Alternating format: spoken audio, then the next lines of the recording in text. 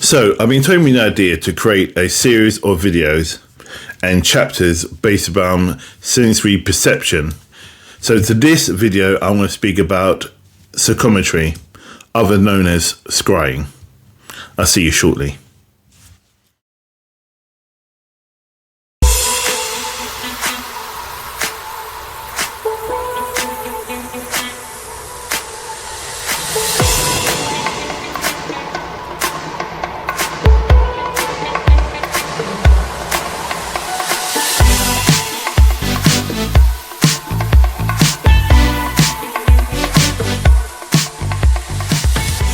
So welcome back. My name's Sage. I'm from Karnak Holistics, where we learn together and we grow together in the sight of God.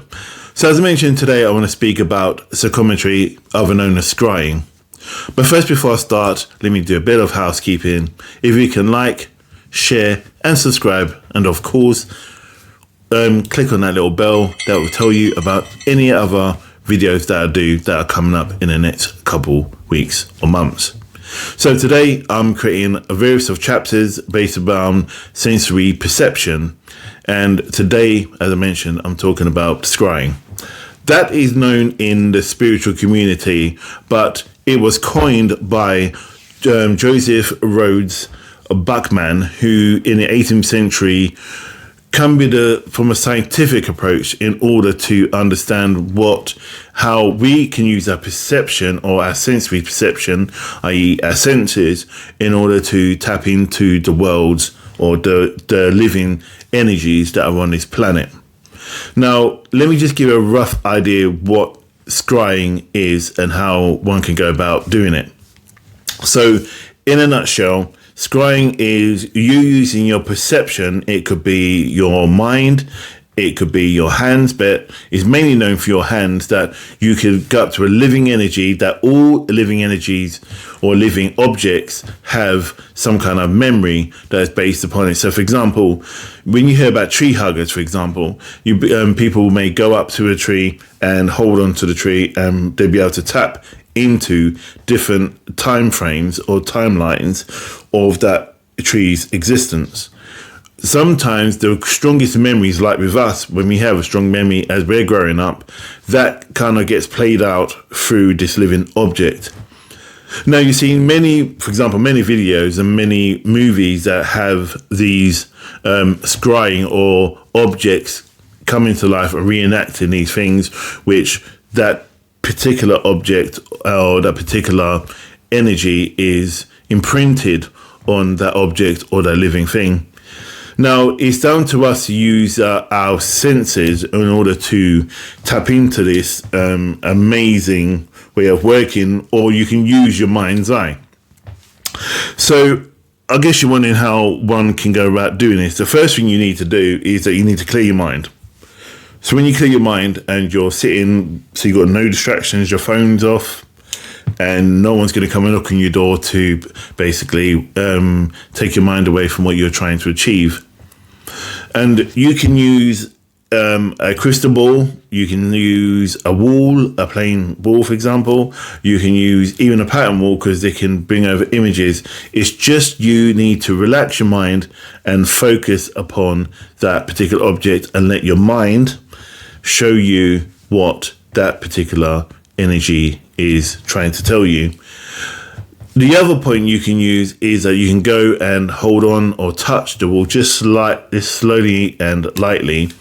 Place your hand upon that particular wall, especially the older the better, and that wall will show you any imprints of living energies that anyone may have imprinted living there, because these living energies obviously are engulfed and held onto by these objects. Now, I know a lot of people find this a bit doolally and a bit crazy and a bit different, and they're not really into it. I don't really understand it. That's fine, because everybody has their own point of view. Myself, I've dealt with a lot of, I'm a scry myself, so I use a crystal ball. I can use a pattern in order to identify what that particular object is trying to tell me. And the other point is, I have clients who may come up to me with a somebody who's passed over's ring, or they may come with a chain, may come with a bit of clothing, and that energy of that person's imprinted. Now, I'm sure many of you have, for example, come across someone or something which you just don't feel like this object doesn't feel right, either whether you touched it or you're near it. That's scrying in a nutshell. Without going into deep technical ways of looking at it, that is scrying. When you feel this energy on this particular object, that is the object talking to you, and it's not you not seeing it, it is actually you being able to scry. So, for example, many people may come with, as I mentioned, a ring, and they may ask me to look at a particular situation to see if the person's passed over and if they're okay, or they may want to know I don't know, a subject about that person, whether they having an affair, whether they are in love with somebody else, or if they love them. I worked with someone before who had a particular object, and I felt it, and it gave me all these different impressions. I shared it with my client, and then my client kind of went on that view, and later on it all unfolded to show the truth about what I saw. The other thing was, I remember sitting in a circle many years ago, probably about 10 years ago, and we was all in a circle. There's probably about 20 of us, and we were told to look at the floor, and because it was a pattern of floor, and we had to try and find out if there's anything that can come through about anybody in that room. So as I tapped into this, I gazed at the floor, I let my mind go clear, and I focused upon this, the floor, and these images started coming. And then what can happen is that this story unfolded. I got feelings, smells, sights, locations, and I had to look around the room to try and identify whom this energy or the impression or the sensory perception wanted me to tap into in order to share this information. So anyway, I'd managed to find the person, and it was what I saw. So I got a smell of cigars, I got a location by the beach, it was pre-1940, before, obviously after 1900. I got a travel, a destination, and going to this location on a yearly basis. I also got the shift of this person who owned the cigar, or who wanted to have that impression at that time, and they wanted to share information with their loved one. The other thing is, when you're doing this scrying, it is important that you are focused and you're looking, and you have your conscious awareness is aware of what comes to you. You don't try and fabricate anything to make it fit, because even though it may not make sense to you, it'll make sense to someone else more than likely. And it's when we try and take control over our own minds and trying to follow that energy through to say, well, this is what I'm feeling it's trying to be, is when we get it wrong. It's literally let it talk, and once your perception and your senses pick up on these information, it does unfold, and it does make sense. As I said, it may not make sense to you. The other thing is like, if I go into a room and I do a lot of house clearance, and if I can't tap into the energy in the room, just me standing in it, because sometimes they go on a different dimension in order to get out of the way of my foresight. So what I do, I would hold on to the wall, and the wall will show me or the door what and who haunts or is at that location. And over a period of time while I've been doing it, I've gone to many places around the UK, and I've had, and I will show some pictures in the video, and it does show what the building is trying to say. So everything has a living energy. So say if you're living at home and you're living in your house, when you, for example, pass over, if someone, and you had good memories or bad memories, that's when that person comes in and can pick up on these energies. So the other point is, I mentioned about crystal balls. Crystal balls is and crystals is probably the most fundamental one you can find, along with using an object, normally a key or a bit of jewelry. I believe if it's more metal, because metal takes on the imprint of that person. So many people come to me with rings, bracelets, keys, walking sticks that have bits of metal on it, and all these things show me what that person's trying to find out.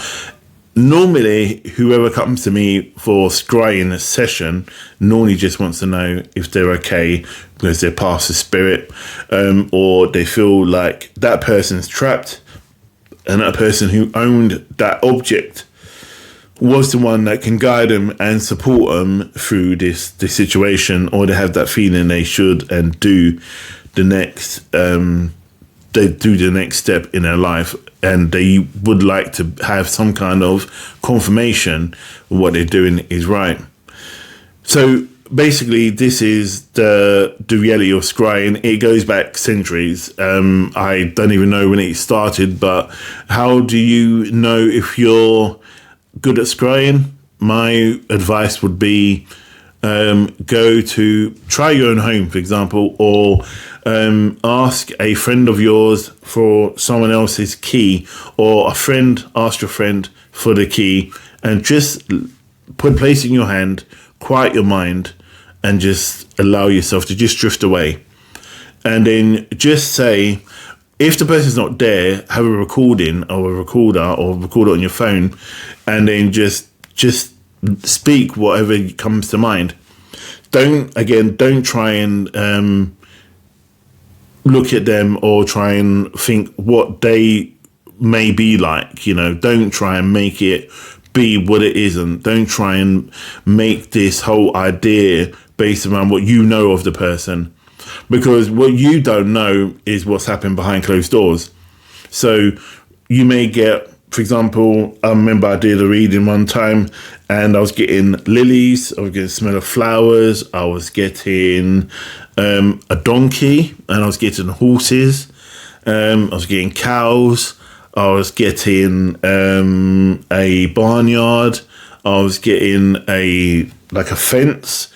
You can tell where I'm going with this, right? It was basically, I was on a farm, and I'm thinking, what the hell? This person is like office based, and I'm thinking, what the hell was that about? Turns out the person was born on a farm, and before they moved to the city, when they were 10, that's when they spent their life on a farm.